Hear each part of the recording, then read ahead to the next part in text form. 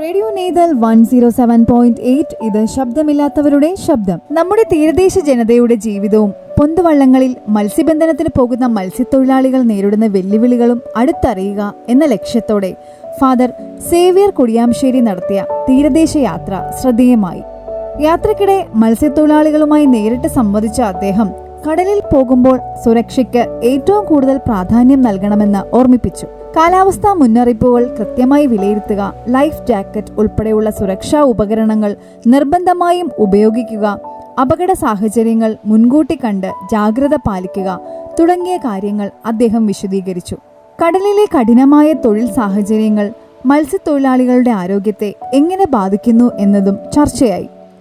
ദീർഘനേരം വെയിലിലും തിരമാലകളിലും ജോലി ചെയ്യുന്നത് മൂലം നടുവേദന, സന്ധിവേദന, നിർജ്ജലീകരണം, ത്വക്ക് രോഗങ്ങൾ, കണ്ണിന്റെ അസ്വസ്ഥതകൾ, മാനസിക സമ്മർദ്ദം തുടങ്ങിയ പ്രശ്നങ്ങൾ ഉണ്ടാകുമെന്ന് അദ്ദേഹം പറഞ്ഞു. മതിയായ വെള്ളം കുടിക്കുക, പോഷകസമൃദ്ധമായ ഭക്ഷണം കഴിക്കുക, ആവശ്യമായ വിശ്രമം ഉറപ്പാക്കുക, ഇടയ്ക്കിടെ ആരോഗ്യ പരിശോധന നടത്തുക എന്നിവയുടെ പ്രാധാന്യവും അദ്ദേഹം പങ്കുവച്ചു. മത്സ്യത്തൊഴിലാളികളുടെ സുരക്ഷയും ആരോഗ്യ സംരക്ഷണവും കുടുംബങ്ങളുടെയും സമൂഹത്തിന്റെയും ഉത്തരവാദിത്തമാണെന്നും സർക്കാർ സംവിധാനങ്ങളുടെയും സാമൂഹിക സംഘടനകളുടെയും പിന്തുണ കൂടുതൽ ശക്തമാക്കേണ്ടതുണ്ടെന്നും അദ്ദേഹം അഭിപ്രായപ്പെട്ടു. മത്സ്യത്തൊഴിലാളികളുടെ ജീവിത യാഥാർത്ഥ്യങ്ങൾ സമൂഹത്തിന് കൂടുതൽ അടുത്തറിയാനും സുരക്ഷിതവും ആരോഗ്യകരവുമായ തൊഴിൽ സാഹചര്യങ്ങളെക്കുറിച്ചുള്ള അവബോധം വർദ്ധിപ്പിക്കുവാനും ഈ തീരദേശ യാത്ര സഹായകമായി.